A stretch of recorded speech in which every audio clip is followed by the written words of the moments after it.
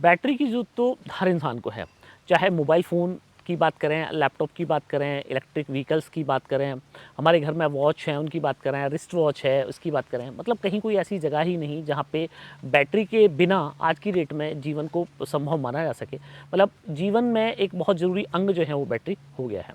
अब इसी तरह बैटरी की जो टेक्नोलॉजी है वो भी बहुत तेज़ी से इम्प्रूव हुई और बैटरी की टेक्नोलॉजी में बहुत सारे नए-नए रेवोल्यूशन आपको देखने को मिले हैं। पिछले कुछ दिनों में आप देख रहे होंगे 1 लाख बार चलने वाली बैटरी, 100 साल चलने वाली बैटरी, पर आपने जैसे वीडियो का थंबनेल देखा 28,000 साल चलने वाली बैटरी। आप सुन के शॉक्ड हो गए होंगे और शायद आपको लगा होगा कि मैं कोई मजाक कर रहा हूँ, पर फ्रेंड्स ये कोई मजाक नहीं है, ये बैटरी की बिल्कुल रियल टेक्नोलॉजी है। और आज इस वीडियो में मैं आपको ये पूरा कवर अप करने वाला हूँ कि क्या टेक्नोलॉजी है और 28,000 साल बैटरी कैसे कोई चल सकती है। तो पहला शौक तो आपको इसी बात से लग सकता है कि 28,000 साल, और दूसरा शौक में अगर मैं आपको ये बोल दूं कि बैटरी को आपको चार्ज ही नहीं करना है, तो डेफिनेटली आप अगेन शॉक्ड हो गए होंगे कि ये कैसा पॉसिबल है। तो फ्रेंड्स वीडियो में आप पूरा देखिएगा। इस वीडियो में मैं आपको पूरी डिटेल में ये इन्फॉर्मेशन देने वाला हूँ कि ये बैटरी कौन सी है, कौन कंपनी इस बैटरी को बना रही है, आपके जीवन में इस बैटरी का कहाँ रोल है और ये बैटरी कैसे दूसरी बैटरियों से डिफरेंट है। तो फ्रेंड्स मैं हूँ दीपक चौधरी और आप लोगों से रिक्वेस्ट कि आप लोगों को मेरा वीडियो पसंद आए तो वीडियो को लाइक जरूर कीजिएगा और इस वीडियो को अन्य लोगों तक भी आप शेयर करें ताकि इस जानकारी का लाभ अन्य लोग भी ले पाएं। तो फ्रेंड्स सबसे पहले हम भी इंडिया की अगर हम बात करें तो पहले फ्लैट प्लेट टेक्नोलॉजी की बैटरी आपको देखने को मिली, 2-3 साल की लाइफ थी। इसके बाद में ट्यूबलर आई, 5-6 साल लाइफ, और जैसे लिथियम बैटरी आई तो लोगों ने ये यकीन ही नहीं किया कि साहब 10 साल की जो है वो लाइफ बैटरी की हो सकती। उसके बाद में लिथियम फॉस्फेट बैटरी आई, लोगों ने यकीन ही नहीं किया 15 साल बैटरी कैसे चल सकती है। और अभी आपने सुपर कैपेसिटर पर मेरा वीडियो देखा होगा, कुछ और लोगों के भी वीडियो देखे हो सकते हैं जहाँ पे बैटरी की लाइफ जो है वो 100 साल बताई गई है। अब इसी के साथ मैं आपको ये जो बताने जा रहा हूँ कि 28,000 साल की लाइफ, तो शायद ही आप यकीन करें। अब इस बैटरी का जो प्रॉपर नेम है वो है न्यूक्लियर डायमंड बैटरी। अब ये न्यूक्लियर डायमंड बैटरी, जैसे कि आप न्यूक्लियर वर्ड से समझ रहे हैं कि जो न्यूक्लियर रिएक्टर्स होते हैं, तो न्यूक्लियर रिएक्टर्स में जो यूज किया जाता है वो यूरेनियम यूज किया जाता है। और जैसे कि आप लोग जानते हैं कि यूरेनियम बहुत ज़्यादा रिएक्टिव एक पदार्थ है, तो यूरेनियम की एनर्जी को यूज करके जो न्यूक्लियर रिएक्टर्स चलते हैं उसमें जो वेस्टेज बचता है, मतलब जो हमारे रेडियो एक्टिव मटीरियल है, जो हमारा यूरेनियम है, उसका जो वेस्टेज बचता है, उस वेस्टेज से ये बैटरी जो है बनाई जा रही है। इस बैटरी से रिलेटेड जो थ्योरी है वो 1921 में हम लोगों को मिल गई थी।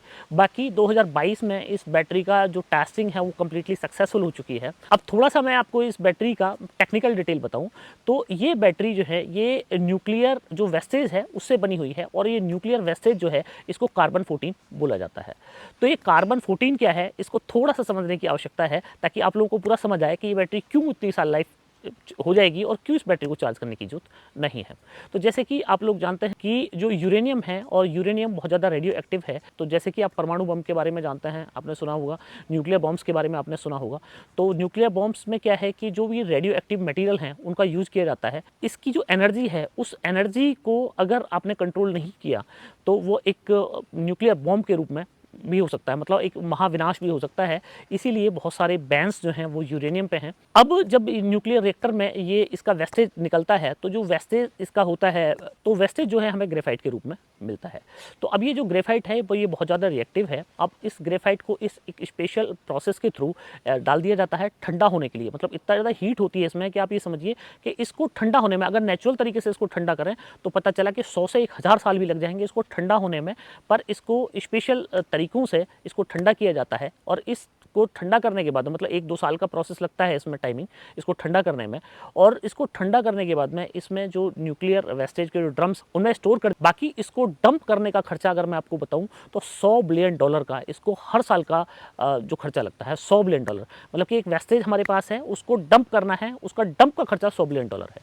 अब सोचिए कि अगर इसी वेस्ट को अगर हम बैटरी में यूज कर लें तो एक तो जो खर्चा हुआ इसको वेस्ट करने में वो बचा, और दूसरा हमें एक ऐसी बैटरी मिल गई जो इनफाइनाइट है, मतलब चलती ही जाएगी, चलती ही जाएगी, चलती ही जाएगी। और ये बैटरी चार्ज होगी हवा से। तो आप अब ये समझ सकते हैं कि बैटरी हवा से कैसे चार्ज हो सकती है। तो अब इससे जो बैटरी बनती है वो इस तरह बनती है, ग्रेफाइट को हाई टेम्परेचर और हाई प्रेशर पे क्रिस्टल में बदल दिया जाता है, मतलब डायमंड, आर्टिफिशियल डायमंड क्रिस्टल में जो है उसको बदल दिया जाता है, या आप यूँ समझ सकते हैं कि कार्बन 14 में बदल दिया जाता है।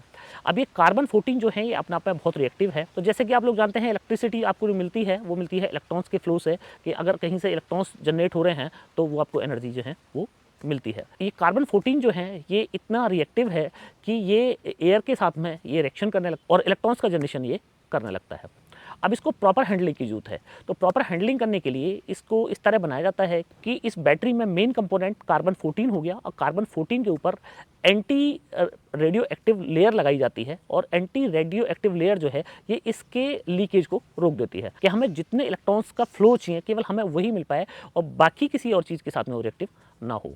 अब इस पूरी बैटरी को कवर अप करने के लिए आर्टिफिशियल डायमंड क्रिस्टल लेयर जो है वो बनाई जाती है। ये भी एंटी रेडियो एक्टिव लेयर होती है जिससे कि ये बैटरी पूरी तरीके से सेफ हो जाती है। मतलब कि जैसे आप लिथियम आयन बैटरी का आपने सुना होगा कि lithium ion battery high temperature पे जो है वो जल गई, तो इस तरह का कोई खतरा इस बैटरी के साथ में देखने को नहीं मिलता है क्योंकि इसके ऊपर जो लेयर है ये डबल लेयर प्रोटेक्शन इसमें मिलती है और एंटी रेडियो एक्टिव लेयर की हमें प्रोटेक्शन मिलती है और साथ ही ये एंटी रेडियो एक्टिव जो लेयर है ये आर्टिफिशियल डायमंड की लेयर है। तो आप समझ सकते हैं कि डायमंड कितना पावरफुल होता है। मतलब ना तो आप इसको जला सकते हैं इजीली और ना ही आप इसको तोड़ सकते हैं। अब ये जो बैटरी है ये कंटिन्यू इलेक्ट्रॉन्स जो हैं ये जनरेट करती जा रही है तो बस अब इसका क्या करना है, इसके जो इलेक्ट्रॉन्स हैं उनको प्रॉपर वे में यूज करना है। और अगर प्रॉपर वे में आप इसको यूज कर रहे हैं तो ये एक ऐसी बैटरी बन जाती है जिस बैटरी को कभी चार्ज करने की आपको जरूरत ही नहीं है। ये बैटरी कंटिन्यूस आपको जो है वो इलेक्ट्रॉन्स देती रहेगी। अब इस टेक्नोलॉजी को कहाँ पे आप लोग यूज कर सकते हैं, तो इस टेक्नोलॉजी को आप वहाँ पे यूज कर सकते हैं जहाँ पे आपको कंटिन्यूस एनर्जी की आवश्यकता है। माना स्पेस में बात करें तो स्पेस में हमें इस तरह की एनर्जी चाहिए जो हमारी कभी खत्म ही ना हो। इसी तरह जो पेस मेकर होते हैं, पेस मेकर में ऑलरेडी 1921 से यूज में लिया गया, बाद में कुछ कारणों की वजह से इसको डिसकंटिन्यू कर दिया गया इस तरह की बैटरी को। तो जो पेस मेकर होते हैं या ईयर हीयरिंग जो मशीन्स होती हैं, तो इस तरह की मशीन्स में इस तरह की जो बैटरीज़ हैं इनका यूज़ किया जाता है। और ये बैटरी पहले से टेस्टेड है। मैंने आपको बताया कि पेस मेकर में 1921 में ये बैटरी टेस्ट कर ली गई थी। सिर्फ चूंकि इसके अंदर रेडियो एक्टिव ये बैटरी है, इस बैटरी की प्रॉपर डंपिंग ना होने की वजह से इस बैटरी को मार्केट से जो है वो विड्रॉ कर लिया गया था। इसी के साथ मोबाइल फ़ोन में आप इसको यूज़ कर सकते हैं, अपने लैपटॉप में आप इसका यूज़ कर सकते हैं, गाड़ी में आप इलेक्ट्रिक व्हीकल जो है उसमें तो ये टेक्नोलॉजी जो है ये R&D से बाहर आ गई है। मतलब कि बैटरी का प्रोडक्ट बना के सक्सेसफुली टेस्ट कर लिया गया है। अब बात करते हैं कि इस बैटरी का यूज़ तो आप बहुत सारी जगह कर सकते हैं, डोमेस्टिक में भी आप इसका यूज़ कर सकते हैं। तो हर चीज़ के एडवांटेज होते हैं, साथ ही कुछ डिसएडवांटेज भी होते हैं। तो बात ये है कि इस बैटरी का अभी तक मैंने आपको इतने सारे एडवांटेज बताए, तो आप ये सोच सकते हैं कि 28,000 साल आप आइडिया लगा लीजिए कि कितनी बड़ी लाइफ हो जाती है। आम इंसान की जो लाइफ है वो करीब आप 100 साल भी आजकल तो इंसान नहीं जीता है, अगर 100 साल भी एवरेज मान लें तो 28,000 साल कितनी ज़्यादा लाइफ हो जाती है। अगर हम लिथियम आयन बैटरी से इस बैटरी को कंपेयर करें तो पावर डेंसिटी के इसका ड्रॉबैक है वो है कि लो पावर डेंसिटी बैटरी है। मामले में मतलब पावर स्टोरेज के मामले में कितनी जगह लगती है उसमें 10 गुना ज़्यादा जो है ये स्पेस लिथियम आयन बैटरी से लेने वाली है। तो एक तो इस बैटरी का डिसएडवांटेज ये है, पर ये कोई डिसएडवांटेज कोई बहुत बड़ा डिसएडवांटेज नहीं है क्योंकि आप समझ सकते हैं कि बैटरी का थोड़ा सा साइज अगर बड़ा भी हो जाता है तो कोई दिक्कत नहीं है। बैटरी हमें चार्ज करने की ही जरूरत नहीं पड़ रही है। अगर बैटरी चार्ज ही नहीं करनी है हमें तो फिर तो साइज़ थोड़ा बड़ा भी हो जाए तो कोई दिक्कत नहीं है। दूसरा ड्रॉबैक ये है कि ये रेडियो एक्टिव मटेरियल से मिलके बनी हुई है और जैसे आप लोगों को पता है कि जो भी रेडियो एक्टिव मटेरियल हैं इनको डंप करने में स्पेशल प्रिकॉशंस की ज़रूरत होती है और ये हर जगह इसको डंप नहीं कर सकते हैं। इस बैटरी को जब भी आपकी बैटरी ख़राब हो जाती है तो उसको डंप करने में स्पेशल प्रिकॉशंस आपको लगेंगी। अब बात ये फ्रेंड्स कि ये बैटरी कौन कंपनी इसको बना रही है और ये बैटरी आपको कब तक अवेलेबल हो जाएगी, इस बैटरी की प्राइसिंग क्या रहने वाली है, बैटरी के और क्या क्या फीचर्स आपको देखने को मिलेंगे। तो इस बैटरी की ऑफिशियल मैन्युफैक्चरिंग 2019 में स्थापित हुई एक कंपनी NDB, ये अमेरिका की कंपनी है जो कैलिफोर्निया में इस कंपनी का जो है वो प्रोडक्शन हाउस है। तो ये कंपनी इस बैटरी को ऑफिशियल तौर पे मैन्युफैक्चरिंग कर रही है और जनवरी 2023 तक इन्होंने ये ऑफिशियल अनाउंसिंग की है कि इस बैटरी को वो मार्केट में ले आएंगे। अब आम उपभोक्ता तक ये बैटरी कब तक पहुंचेगी, तो इसमें संभव है कि 15 से 20 साल आपको लग सकते हैं क्योंकि अभी इस बैटरी की इतनी ज़्यादा हाई डिमांड है। गवर्नमेंट सेक्टर में इस बैटरी की बहुत ज़्यादा हाई डिमांड है और जो लाइफ सेविंग इक्विपमेंट्स हैं उसमें इस बैटरी की बहुत ज़्यादा हाई डिमांड है। जो हमारे स्पेस में जो हमारी मशीनरी है उसके लिए इस बैटरी की बहुत ज़्यादा हाई डिमांड है और इलेक्ट्रिक व्हीकल्स में इस बैटरी की बहुत ज़्यादा डिमांड है।